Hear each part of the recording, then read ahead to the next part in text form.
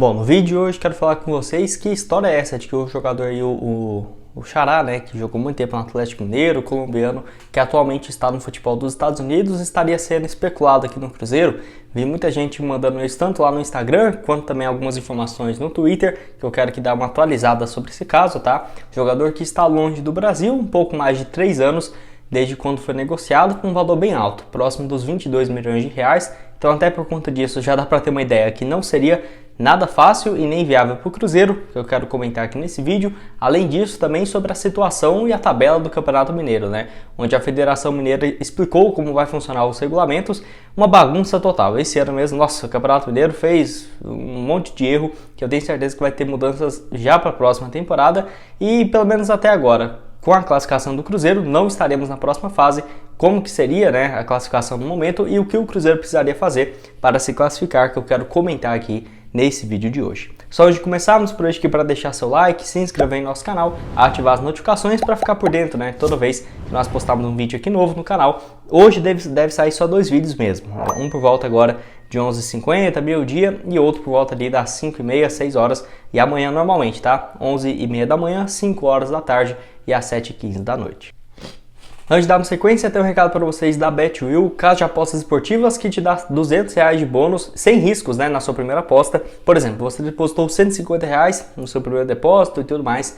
Você perdendo esse valor, só você solicitar de volta no chat que você vai ter 100% desse valor de volta para você fazer novas apostas, tá? Então, o link da BetWill, você entrando aqui por esse meu que está no QR Code ou no primeiro comentário fixado com essa excelente vantagem para você. Além disso, nessa quarta-feira, né, com vários jogos pela Copa do Brasil, por exemplo, tem alguns que eu vou deixar em destaque, o Goiás jogando fora de casa, né, contra o Asa, a vitória do Goiás pagando 1,50. Tem também Bahia de Feira e Red Bull Bragantino. Vitória do Red Bull pagando 1,47. Os jogos começando às 7 horas. Tem também o Atlético Goianiense contra o Alagoinhas da Bahia. Vitória do Atlético fora 1,85. Lembrando que o empate já classifica esses times. Então, até por isso, uma vitória, a maioria dos times pagando bem alto, né? Tem um jogo entre Campinense e Grêmio às 8 horas. Vitória do Grêmio fora de casa pagando 1,10. E tem até a opção de você fazer uma aposta dupla também, né? Nesses vários jogos que vão ter na Copa do Brasil. Lembrando que o Cruzeiro não estreia nessa fase por conta de ter sido campeão da Série B. Vai entrar agora então só na terceira fase e aguarda aí os adversários. Então para você apostar na BetWill, o link está aqui embaixo na descrição e no primeiro comentário fixado.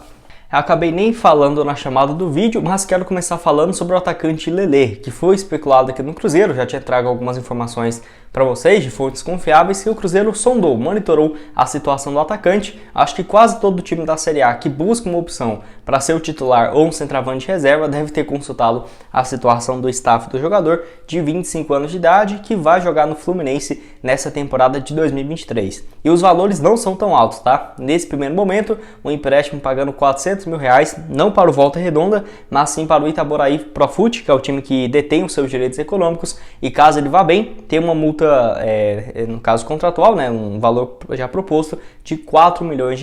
Não acho um valor tão alto e o jogador que vive uma fase muito boa, esteve bem próximo de ir para o Vasco, né? Inclusive o Vasco detonou bastante o jogador, os dirigentes, né, do Itaboraí Profut, porque já tinha bem encaminhado essa ida do centroavante. Lembrando que ele ainda tem alguns jogos pelo Volta Redonda, onde foram até aqui 10 jogos, 10 gols e 2 assistências. Temporada passada também pelo Volta Redonda, 15 gols e 4 passes em outros 50 jogos.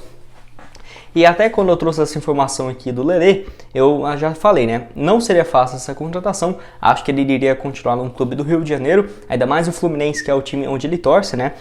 Mas eu fiquei surpreso muito mais pelo Cruzeiro demonstrar interesse em uma opção de um camisa 9, né? Um centroavante. Por quê? Porque nós já temos hoje o Gilberto e o reserva imediato, na teoria, seria o Matheus Davó. Então será que o Cruzeiro, o Pesolano, não está interessado em mais um jogador para fazer essa função um pouco central? Enfim, vamos aguardar, mas pelo que parece aí pode vir novidades. Igual eu venho falando para vocês, não fique surpreso se o Cruzeiro, óbvio que vai falar que não vai sair contratando muitos jogadores, e está certo, mas não ficaria surpreso se 3, 4, até 5 peças chegassem antes do início da Série A ou no decorrer do Campeonato Brasileiro. Quero saber se você concorda comigo ou discorda, deixa aqui embaixo.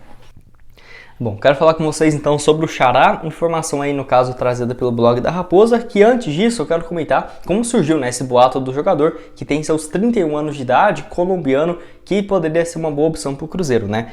Surgiu no Twitter algumas perguntas e tudo mais, especulações da torcida sobre a situação do jogador, se poderia ou não vir para o Cruzeiro. E realmente, desde o início, eu já havia com uma baixíssima possibilidade, até porque ele tem ainda contrato com o Portland, lá da MLS, e sem dúvidas deve ter um salário muito, muito mais alto do que ele ganharia aqui no futebol brasileiro.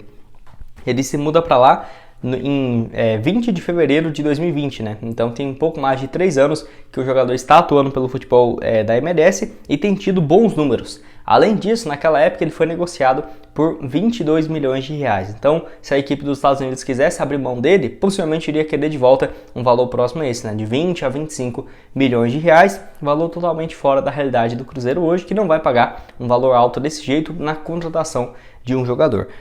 Até aqui, somando os 3 anos consecutivos dele com a camisa do Portland, foram mais de 105 jogos, no total foram 19 gols marcados e também outras 11 assistências nesse período. Jogador bem rápido, de velocidade e que tem contrato que eu não consegui verificar até quando, tá? Pelo que parece é até dezembro de 2023, mas não consegui achar nenhuma informação de renovação, então estou pegando desde aquele início, né, que ele assinou em 2020.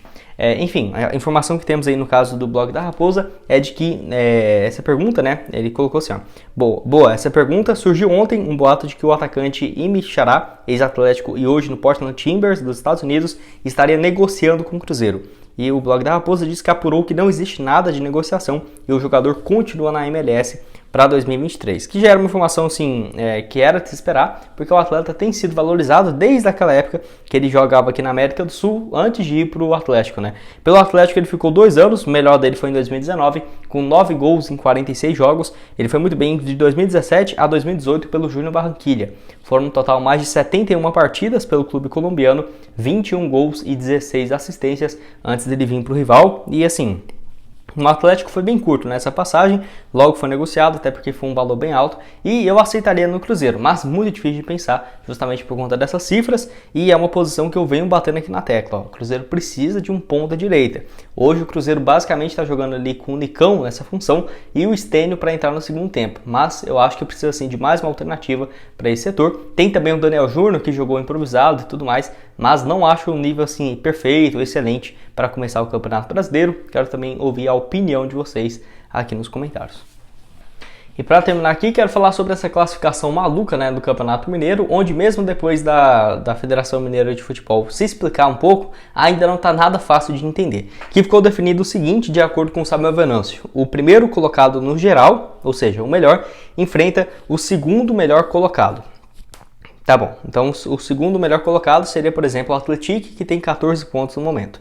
Segundo melhor na primeira colocação, que seria no caso o América, contra o terceiro melhor primeiro, que na teoria seria hoje a Tombense, no mesmo grupo do Cruzeiro. Então, podemos dizer, seria no momento o Atlético Mineiro e Atlético, e no caso o América e Tombense, mas se o Cruzeiro classificar, enfrentaria na teoria o América. Claro que tem a última rodada, pode mudar, mas eu acho que vai ficar próximo a isso mesmo, e é isso que eu espero, né? Então seria Atlético e América e Tombense. E assim, para quem então que faz os grupos, sendo que basicamente é uma tabela. Era muito melhor ter feito um campeonato, todo mundo enfrentando todo mundo, tendo 11 rodadas, igual a maioria dos campeonatos estaduais pelo país, e tendo, por exemplo, o primeiro, como sempre foi, né? O primeiro no geral enfrentando os, sei lá, sexto, sétimo, oitavo colocado, por exemplo, quando tinha quartas, ou no caso o quarto quando era já para semifinais, primeiro contra o quarto, segundo contra o terceiro, como sempre foi vários anos, o Campeonato Mineiro aí inventando modo que eu gostei porque foi um campeonato um pouco mais curto, né? Apesar do Cruzeiro não ter aproveitado nada, eu até tenho interesse de fazer um vídeo aqui, como o Cruzeiro desperdiçou chances de aproveitar esse Campeonato Mineiro. Foram 7 jogos,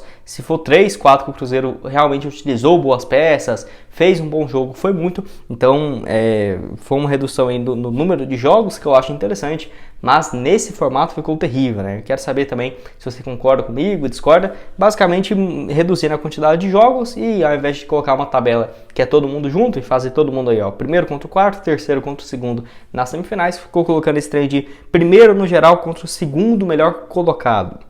Difícil até de entender. Aí o segundo melhor primeiro, como assim? Segundo melhor primeiro colocado contra o terceiro melhor primeiro. Então, olha aí, é umas coisas dificílimas de entender, mas nesse momento seria, né? Então, Atlético Mineiro e Atlético, se o Cruzeiro passar, na teoria enfrentaria, caso não mude nada, o América Mineiro nas semifinais.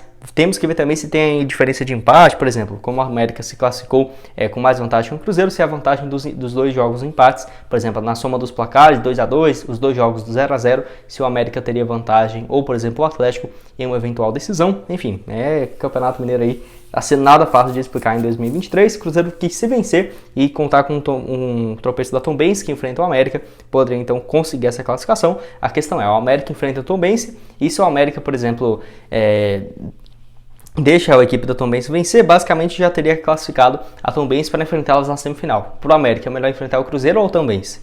Muito complicado, e quero saber a opinião de vocês também aqui embaixo nos comentários. Bom, esse foi o vídeo, espero que tenham gostado. Não esqueça de deixar seu like, também se inscrever no nosso canal, ajudar nós a chegar a essa marca aqui no YouTube de 40 mil inscritos, que sem dúvidas vai me ajudar demais. O salve de hoje é para duas pessoas, que eu estou mandando aqui no final para vocês. Primeiro é para o Nicolas Pereira, ele que é lá de Poços de Caldas. Valeu demais, Nicolas, um abraço para você. E também o outro é para o Lucas, que está sempre aqui acompanhando meus vídeos. Valeu demais aí, Lucas, um abraço para você. Caso queira aparecer aqui no vídeo de hoje mais tarde, só deixar aqui embaixo nos comentários o seu nome e de onde você é. Valeu, galera.